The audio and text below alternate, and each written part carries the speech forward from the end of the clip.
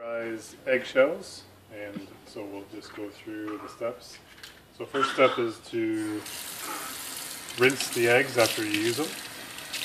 And once you're finished rinsing the eggs, then you put them aside in a bowl and you leave them to dry.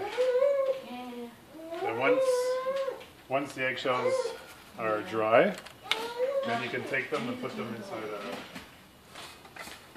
inside a magic bullet blender. And what we're going to do is we're going to pulverize it in the blender.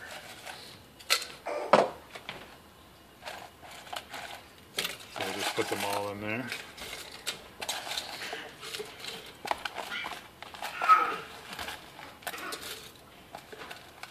Like that. Let's get the last little bit in there. Okay. Then we'll put it in and then we'll blend.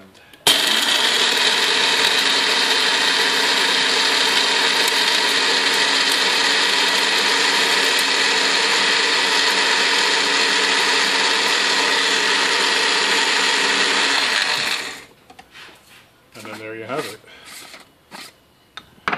If you need to put it to blend it for longer, so it's more if it's not completely in a powder, you can do that.